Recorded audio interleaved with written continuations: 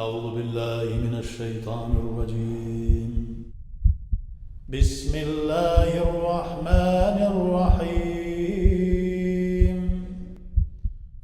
الحمد لله رب العالمين، الصلاة والسلام على رسول الله محمد وآله وصحبه أجمعين. السلام عليكم ورحمة الله وبركاته. Hayırlı günler, Allah subhanahu teala hayırlı durmuşlar nasip etsin.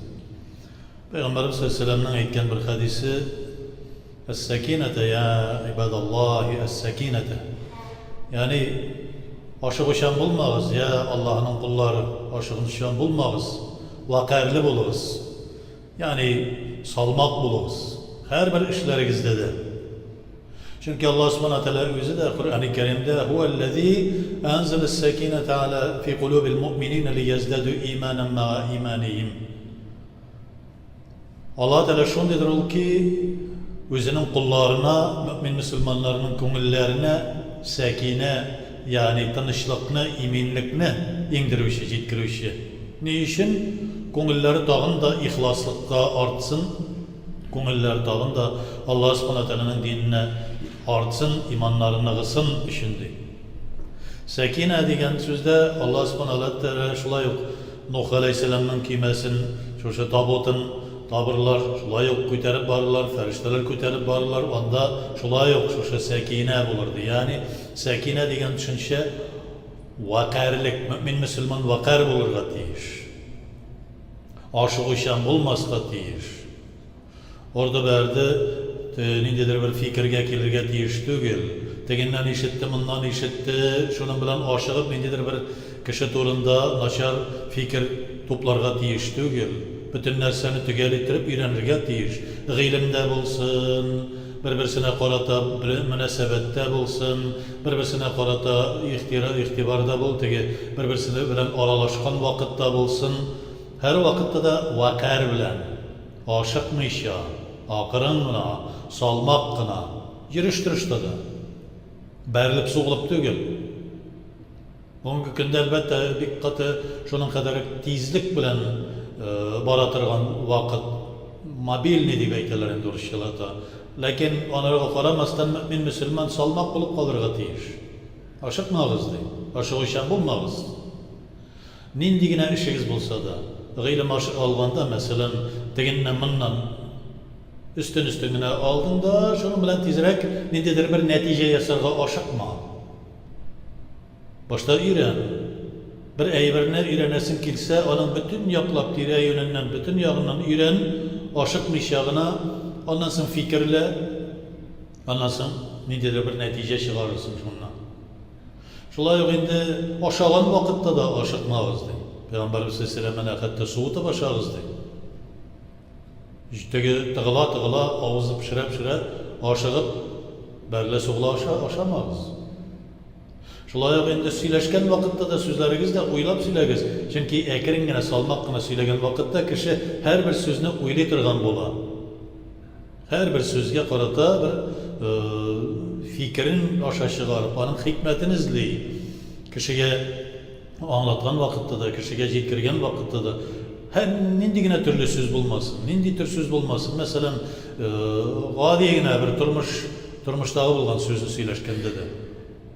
Çünkü tiz aşığıp söylegen vakitte sen kişini rencitüğün mümkün, özün de gerekmegen sözünü söylep koyuğun mümkün. Yani hazırda internette görəbiz bit, kişinin başını yasagan, baş içinde miyi var, hem tili var, miyinden vilkası kile, tilinden razitkası kile. Hem ondan sonra soединениесін tekşirip, prover soединение yazıp koyganlar. Yani ikisi birbirine tutaşkan bulsun degen mağınada. Şunun gibi. Ondan da örnek alabız. Miyindeki akılın bilen tilin tutaşkan bulurga deyiş. Çünkü aşağıp söyledin de birer kişiye renci sözleri eğitip, ya ki indi birer türlü nedir ilmi meselelerde şulay yok. Gerekmeyen nerse, gerekmeyen mağlumat bir mümkün. Allah saklasın. Her bir işte de, birer işini aşağıp işledin ise yarar ayda minden gitkençe, hocasına gitkençe degen gibi işleysin de yarar mı? Ondan sonra kichkina rus malay gibi, dedin ki baş yarar sıvalıysa degen gibi Tegi garaj tüzügenler de garaj tüzü. Yarar mı? Yarar. Haydi yarar mı? Yarar. Anda teginde sizin başı yarar sıvalyatsı deyip. Şunun gibi olmasın. Şunu aşıkma. Vakarlı bol.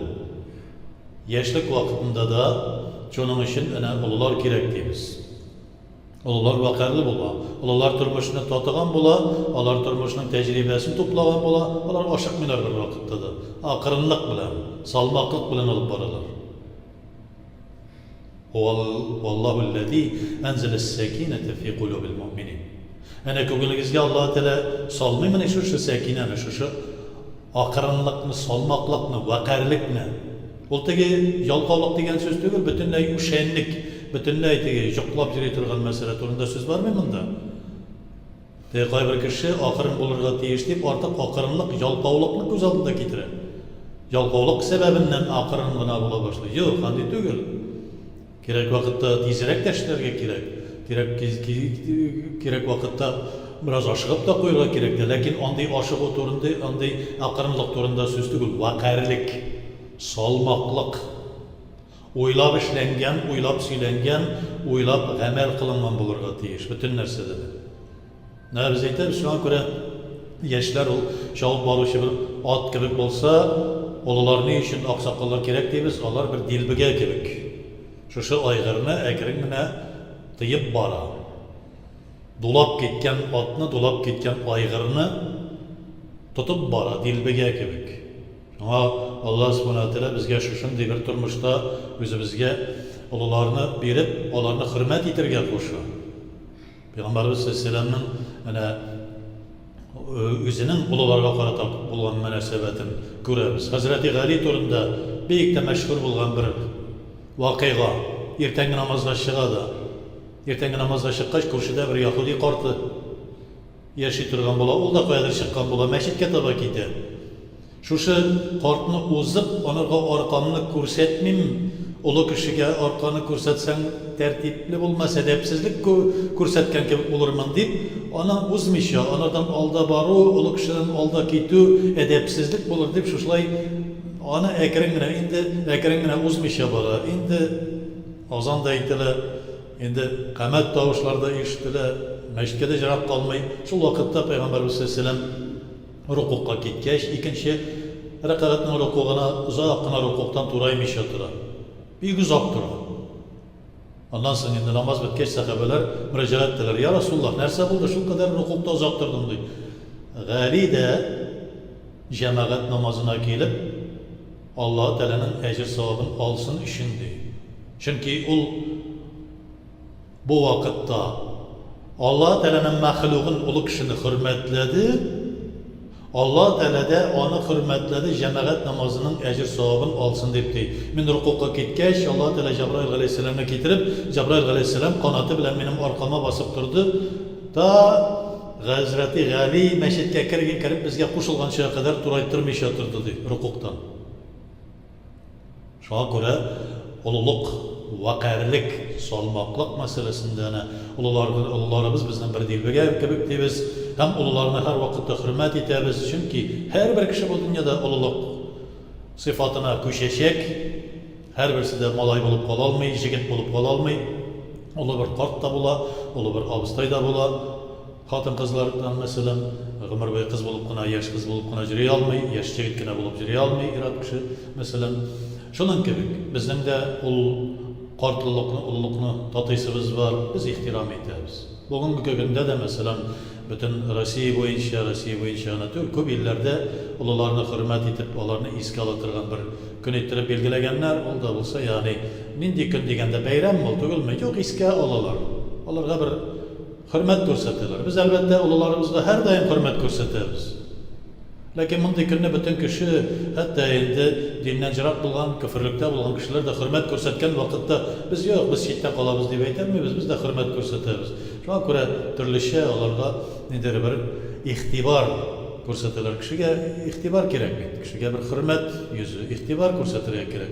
Shunga ko'ra biz de Alloh subhanahu va taolo qarshida duoga qo'limizni ko'tarib har doim Alloh taoladan Ya Rabbim, ulularımızga hayırlı ululuk bir, özümüzge de hayırlı kartlık bir deyimiz.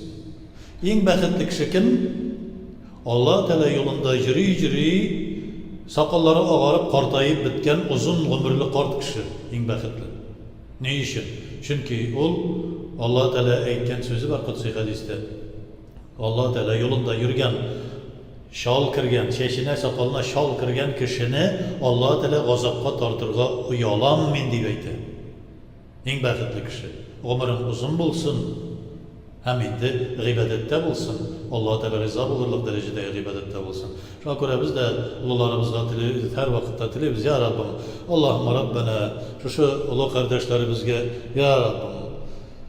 Ömürlerin hayırlı ömürlerinden kılıp ahir günlerin ahir suluşlarına işe kadar ya Rabbim senin rızalığını istevçiler bulurlarını nasip et. Bizge de hayırlı turmuşlar ver. Hemme bizge de hayırlı turmuşlar ver. Bu dünyada senin süyüklü doğru kulların bulup yaşa. Bu dünyadan iman bilen ötüp gidip gelecekte şuşlay birgeleşip Peygamberimiz Aleyhisselam'ın bilen meclisteş bulup cennetlerde senin yüzünü koru bizni nasip et. Rabbena atina fid dünya haseneten ve fil ahireti haseneten ve qina azabannar. Allah.